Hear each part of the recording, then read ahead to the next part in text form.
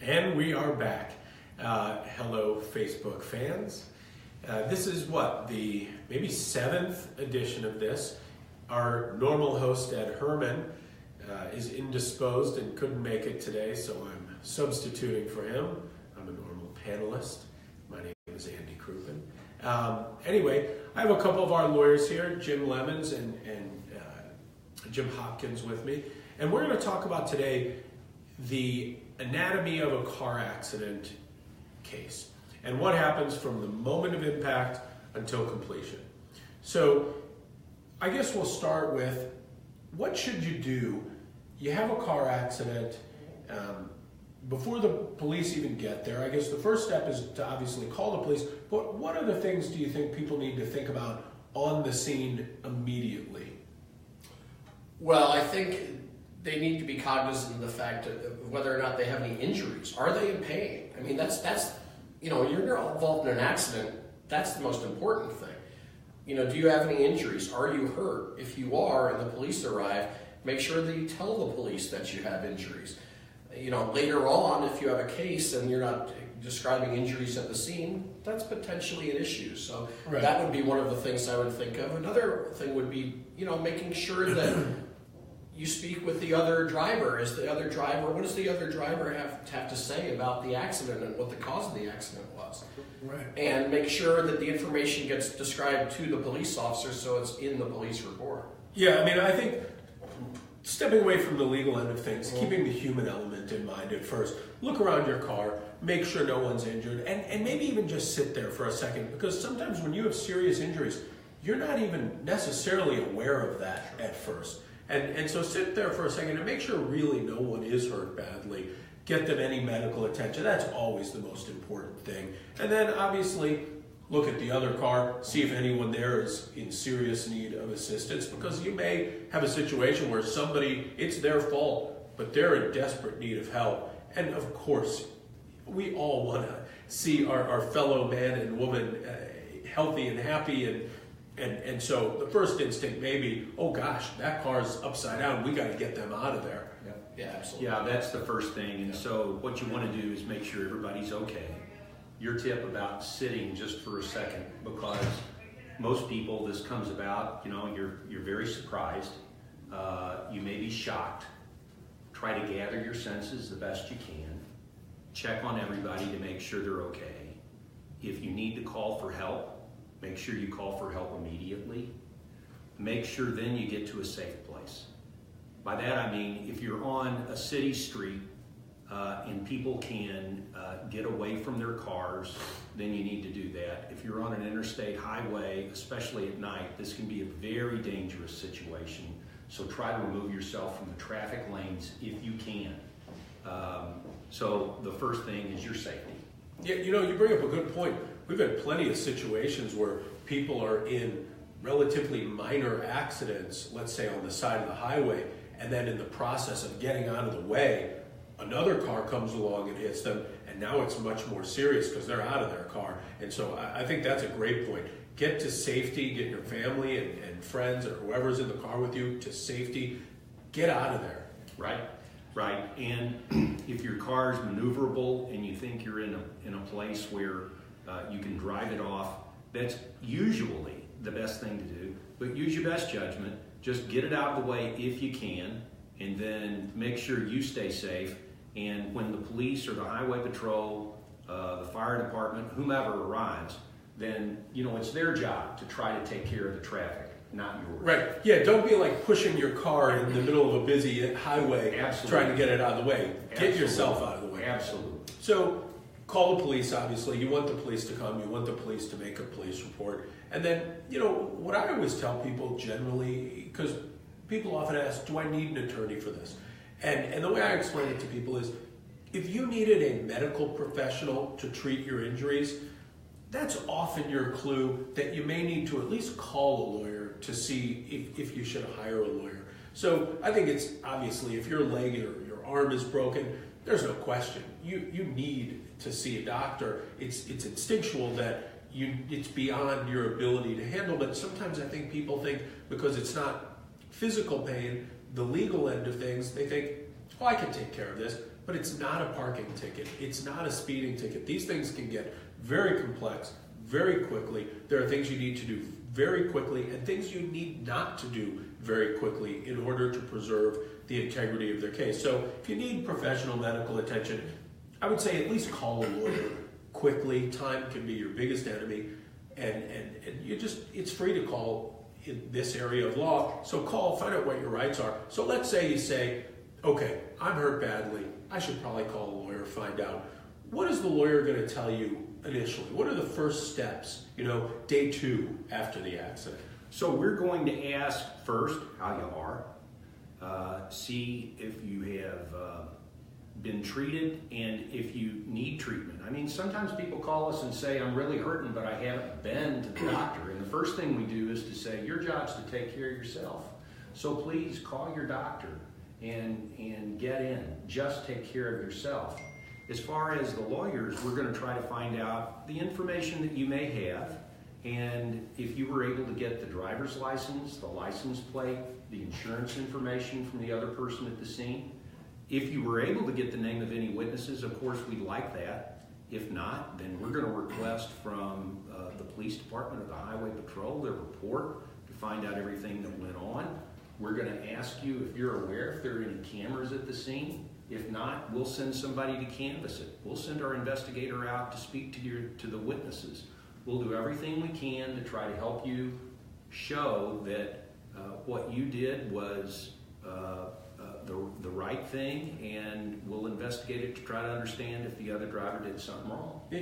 I mentioned earlier how time can be your biggest enemy, especially in the beginning, and you mentioned making sure you get medical treatment. Why don't you talk a little about how important it is to get medical, if you're injured, don't wait 3 weeks to get medical treatment. I think people's instinct is, to tough it out. You've got kids, you got to get to school, you've got a job, and so sometimes people delay it, and then 3 weeks later, man, my arm is still killing me, and you get treatment. Talk a little bit about that. Absolutely. I think that you're right. The inclination of a lot of people, especially a lot of men actually, is to sort of tough it out. Think, I'm going to be fine. Well, you may not be fine. And it's important, if you are having symptoms of pain, to go ahead and seek that medical treatment, and as early as possible, as you pointed out.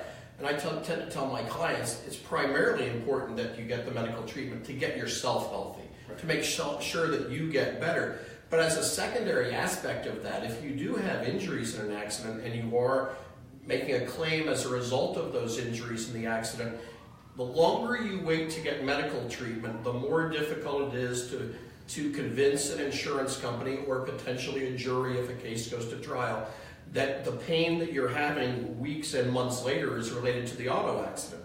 If you go to the doctor to get your injuries taken care of early on, for example, in emergency room or other physicians later on, and there's a documented course of medical treatment that shows that this is an ongoing problem, that you're having these symptoms, that it bothers you all the time, well, that insurance company later on, after your medical treatment is completely ended and after we've been able to get the medical records and medical bills and provide them to the insurance company, well, that insurance company is going to understand the fact that you did have these injuries and that it was a significant problem.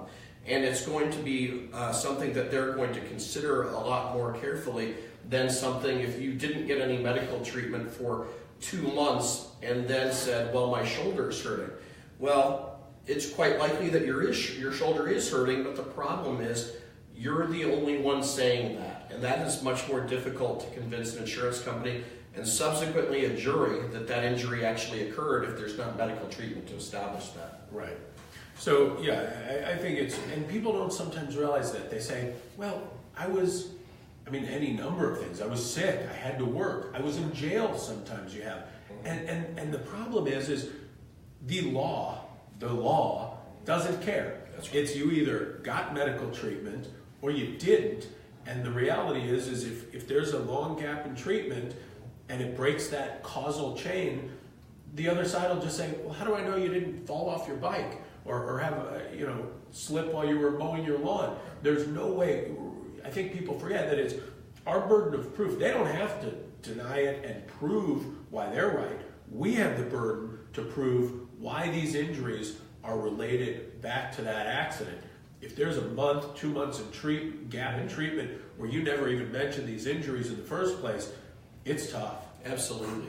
Absolutely. I tend to tell my clients that it's important that you go to get that medical treatment. If you don't, then that insurance company is going to make the argument that you weren't hurt. That's just what they're going to say. And you may have been in a significant amount of pain.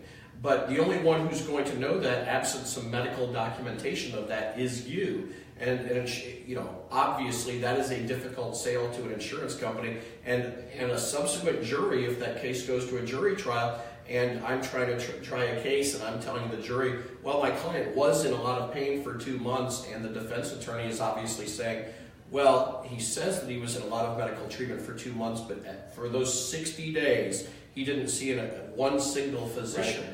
Trying to convince 12 independent jurors that don't know you becomes very difficult at that point. Right, remember, these are just 12 strangers. Right. You're walking into that room, as is the defense. They're meeting you all for the first time just now, and they've got to believe you, and they've got to believe the evidence.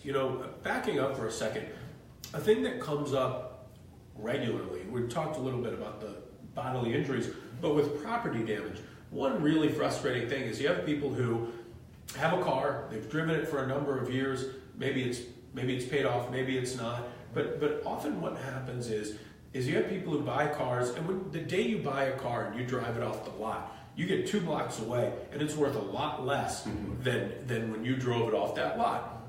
So I use this example often. You go to a car dealer, you buy a car, the price is $20,000. You drive it off the lot. 2 blocks down, that car's only worth $15,000 now, but you owe $20,000. You're stopped at a red light. A drunk driver rear ends you. You're stopped. Your car is totaled. What happens? Well, it really depends on your insurance carrier and how they do it. The point you're making is that most insurance carriers say, we'll reimburse you or pay you the fair market value. And that's if you have your own collision coverage. But the law says that the other side only has to pay you the fair market value of the property. So you may be actually light or lose money on that deal, just like you mentioned. So, but it's not my fault. How could I owe $5,000 still? And the reality is because that's how the laws are written. That's right, and it makes a point that you might find some insurance carriers that now advertise that say, for instance, they'll give you new car replacement coverage, right? But you're going to have to ask for that. And it's another issue that we often talk to people about making sure that they have more uninsured coverage or more underinsured coverage rather than just the state minimum, because we've seen people in here who have big injuries and they have very little to cover them. I think it's worth elaborating on the underinsured motorist coverage, but back to the property damage, what you can also get is, and this is generally done through whoever loans you the money for the car, something called gap insurance. And what gap is it covers that gap between what the car's worth and what you owe on it. It's usually very inexpensive, a couple $100, but it can save you thousands and thousands of dollars, because you can be stuck in the scenario I mentioned, no fault of your own. You still owe $5,000 on a car that's totaled and you can't use. Now, you mentioned the underinsured motorist coverage. So the scenario now is no fault of your own, you're hit by a drunk driver, they have no insurance or $25,000 insurance, and you've got 8 surgeries you need to get well again. What happens? If you don't have any additional coverage, you're just limited to that $25,000. That's right, unless you have this underinsured motorist coverage that you mentioned. And underinsured motorist coverage can provide additional coverage up to the amount of whatever the policy limit that you have purchased will provide. And that is really a very valuable aspect of insurance to have, especially in the situation that you mentioned. The most common insurance, liability insurance that people have is $25,000 in the state of Missouri, and the same in Illinois. The reason it's the most common is because it's the cheapest. Right. So you almost have to anticipate that most people will be driving around with very little in the way of insurance coverage. And to protect against that, you really should, purchase underinsured motorist coverage to make sure that you're covered when somebody else doesn't have enough coverage. Well, I mean, I've read that the average person has less than $1,000 in savings. And people generally insure, when you go to an insurance agent, they're going to ask you, what's your net worth? What are you trying to protect? If you're not worth more than $1,000, you're probably not going to buy more than $25,000 in coverage, because what happens is if you get sued, you have 25 grand in coverage.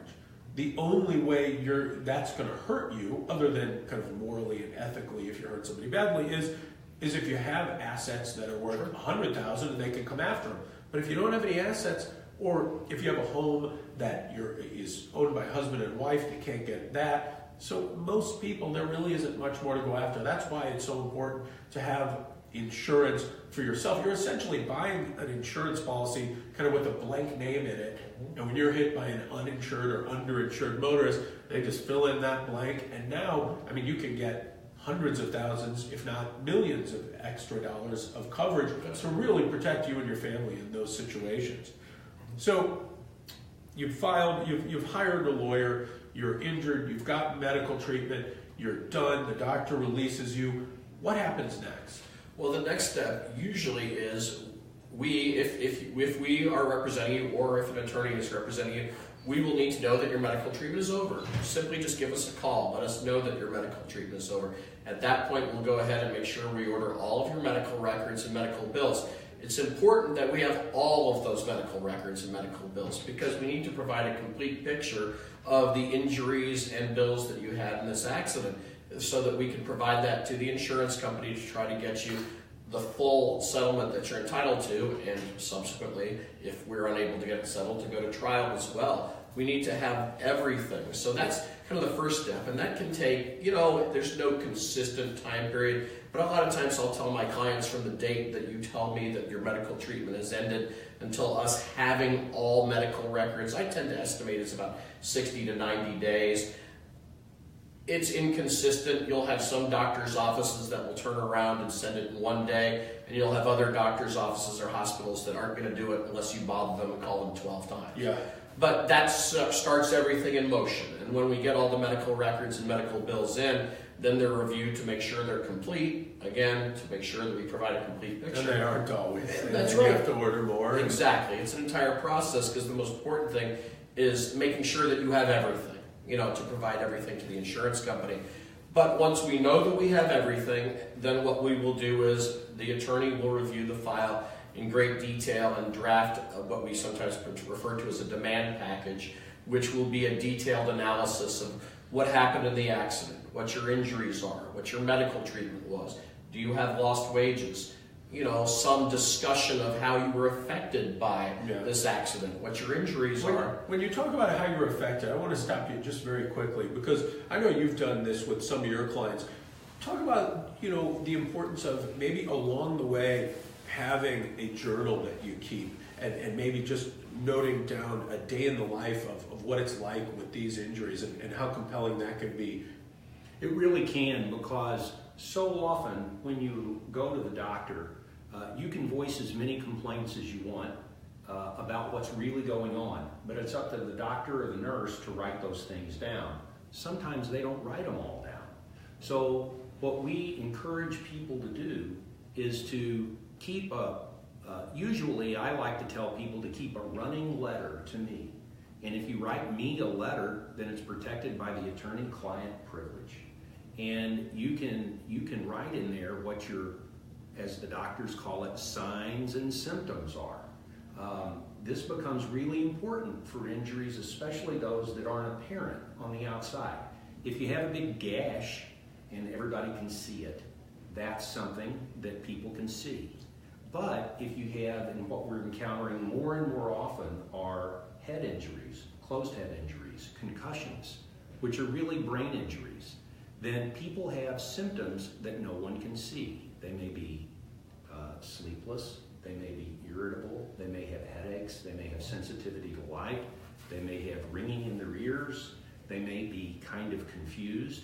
And see, these things are things that it's hard for anybody to see or understand, and sometimes these folks, because they have short-term memory problems, they even forget to mention them to the doctor. Yeah. So we like folks to keep that running letter or journal at home of their signs and symptoms, only so that we can really accurately and very truthfully tell either the insurance company or the jury what they went through. Right, and I'm glad you mentioned sort of these invisible injuries, because what can happen is you can have somebody who's really hurt, and you put them in front of a jury, and they're looking at this person thinking, why is this person asking for $1 million? They seem fine. If you've ever known anyone with some sort of serious illness like MS, for instance, that's a good one. They're very sick. They could be in a lot of pain, but you look at them, and there's nothing wrong with them. And you can have the same thing with some of these injuries, like head injuries, where they've got some real issues, but you wouldn't know it to look at them. And so that's why it's so important to have these contemporaneous notes of what's going on with you on a day-to-day basis, so you can introduce those things and tell people the suffering that they're enduring, even though to look at them, you wouldn't know it. And oftentimes it may be helpful to even take a friend or family member with you to the doctor if you're having trouble documenting or remembering them, so that they can help talk to the doctor for you, make sure the doctor understands that, because again, if they just go back to the rule of taking care of themselves, then you need to let your doctor know everything that's going on, so your doctor can get you the right medicines, the right treatments to make you better. That's true. So back to the demand package.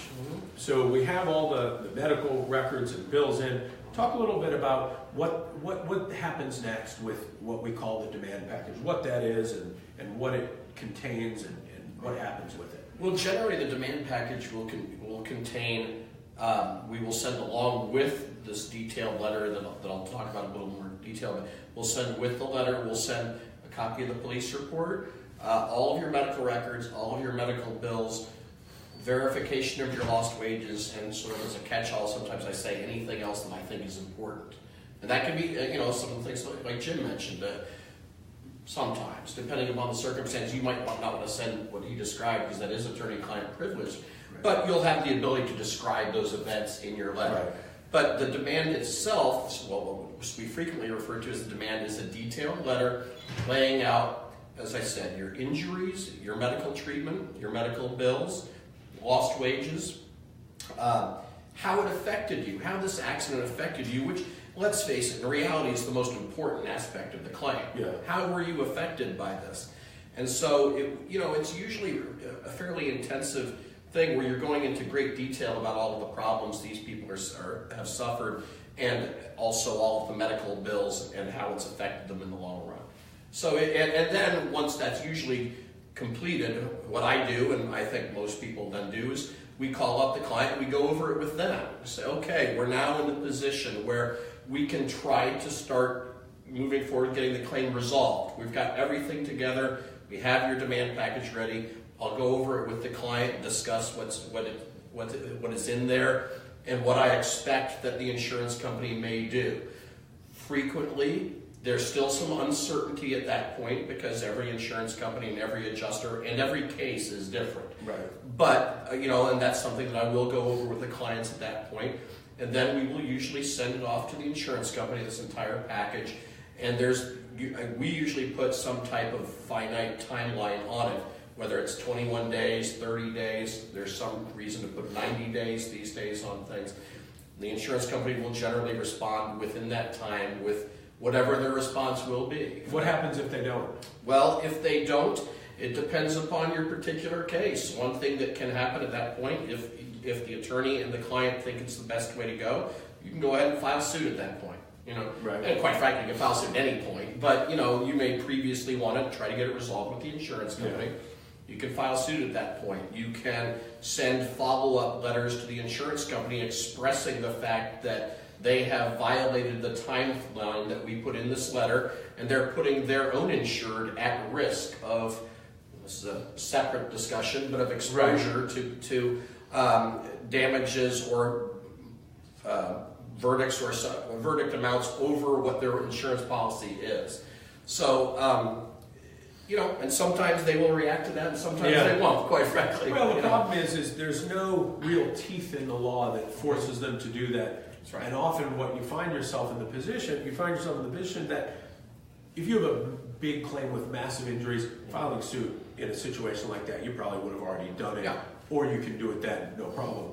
The problem is when you have soft tissue injuries, meaning no broken bones, no surgery, and they don't respond, you can file suit, but it may cost a couple $1,000s by the time you do it, and then end up taking some depositions, and that comes out of the client's pocket. So sometimes Absolutely. you're at their mercy, and you can make all the threats you want, but they know darn well that you're not going to do it because economically it doesn't make sense. And so there are times, because of the way the law is written, you just kind of have to wait it out, and they'll generally respond eventually. Sometimes it's just a slow adjuster or something got lost on their end, and you just, really what I found the most effective is going with in those situations, the squeaky wheel getting oiled. Absolutely. You just kind of harass them until they do it, because otherwise you can file suit and you end up having enough in expenses there that there's nothing left over by the time Oh, absolutely. you resolve the claim. Absolutely. On a lower value claim. Under those situations, I'll sometimes talk to my clients and I'll say, well, we could file suit, but it's not cost effective for you to do that. If your case is worth $15,000 and you can potentially get it resolved without going through 2 years of litigation and an additional $6,000, $8,000, $10,000 of expenses, well, you know, you put $8,000, $10,000 in expenses on a case that's worth $15,000, the clients are ending up with little to nothing at that point. So it may not be cost effective to do it. Sometimes it's necessary, of course, but under other circumstances, it's not the best decision. So the insurance company responds generally within about 6 weeks or so after you send out the demand. And describe the process of negotiation a little bit with an insurance company in that scenario. So you've sent out the demand, you've asked for X amount of dollars. How does that work? Do they just call you and say, here you go, this is how much you get, take it or leave it? Or what happens next? Well, that's really where the rubber meets the road for much of this. It's called the negotiation process, and as most everyone is aware, they have highly trained professionals there who are whose job is to save the insurance company money. And you can bet usually the first offer they make is way too low. And if you go unrepresented, oftentimes they will tell you, well, this is what I've got, and you either take it or leave it. And they get a lot of claims resolved very favorably to them, very cheaply, because people don't know better. And so for us, usually we've laid out the case for them in what Jim called the demand package, with a detailed analysis of what the accident was, what the injuries were, and how they were caused by the accident, how it'll impact someone's life, the rest of their life, how it may have cost them medical bills, how it may have cost them lost wages, how it may cause them to be unable to care for their kids or do whatever. So as a result, we spend a lot of time arguing with these insurance companies so that they have to understand just the full impact of what happened to our clients. And this can be a series of several phone calls, a series of several back and forth letters, but this is tough stuff that we start doing when it comes to negotiation. And of course, the hammer that we have is, if they don't want to pay a fair amount, we can file your case and go try it to a jury. And that's kind of the sum and substance of how we do it. You know, I'm glad you mentioned that, our hammer at the end of the day. The biggest weapon in our arsenal is the threat of going to trial. And so I think some people, when they have these things, think, I can do this on my own. I'm smart. I've had car accidents before. That lawyer didn't do much for me. The reality is when you're an insurance carrier looking at this, you're analyzing a settlement as to what is your exposure at trial. And so you're looking at what could happen if I go to trial, back a little off, and that's the settlement offer. If you're not represented by an attorney, the insurance company knows one thing for sure, and that's that you can't really effectively go to trial. So you've brought a knife to a gunfight. And so what the insurance company is going to do is they're not going to give you anywhere near trial value because they know trial's not an option here. And so they'll give you significantly less without a lawyer because you just don't have that ability to hold their feet to the fire and force them to pay what is actually appropriate for this. Absolutely. I mean, in that sense that you described, why should they pay more? Right. There's no reason for them to. They haven't been presented with a threat that they will have to pay more money at some point in the future. So, I mean, it's, you know, insurance companies and particularly insurance adjusters, they're bean counters. They're just trying to figure out what is the absolute smallest amount of money that we can pay. That's what they're employed to do.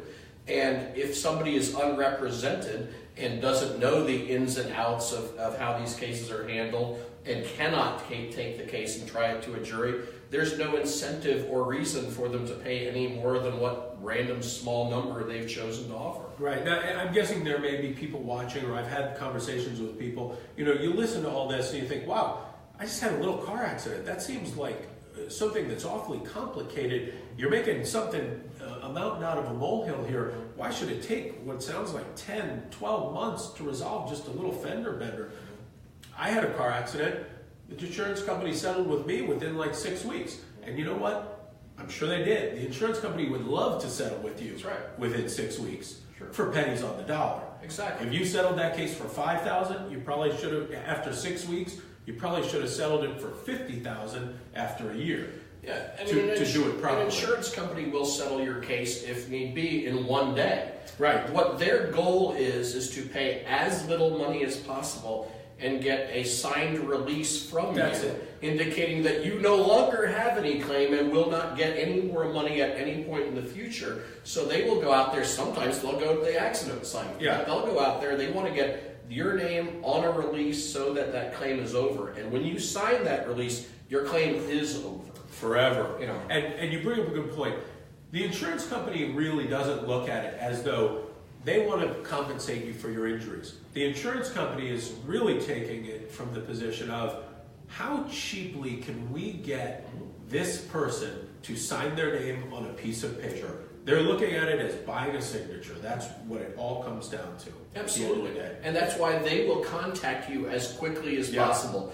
You know, people should be under no illusion that they're trying to help you out. I mean, they're not on your side. Absolutely not. They're trying to get in there as quickly as possible. One thing we didn't talk about frequently, they will try to get you a recorded statement from you. Don't do it. Never give a recorded statement. That's designed for you to say something as early as possible that's going to hinder your case later on. Perfect example is they want to take your recorded statement, you know, the day of the accident. Well, it's not unusual for people to have, particularly with back and neck pain, to have minimal, if any, pain the day of the accident and be in a significant amount of pain the next day. Well, it's like if you haven't worked out for a while and then you go work out hard, you're not sore or in pain immediately. The next day, the day after, 2, 3 days later, you can't walk. And it can be the same with some of these car accidents, injuries. They don't manifest themselves immediately. So, and then instead they've got a release, not a release, but a recorded statement saying that you're not in pain. Yeah. And then you have to deal with that later on with the insurance company or with a jury. That's a problem. Yeah, I think we've said it all. If anybody, do you have anything else to add? No, I say yes. Remember, take care of yourself. And if you take care of yourself by getting checked out at the doctor, making sure they know all of your problems, and getting a hold of someone who can help you with it, like a lawyer, sooner rather than later, most of the time your result will be pretty good. Yeah. Sure. No, I don't have anything else. All right. Well, thanks for watching. I hope you made it all the way through. We'll see you next week.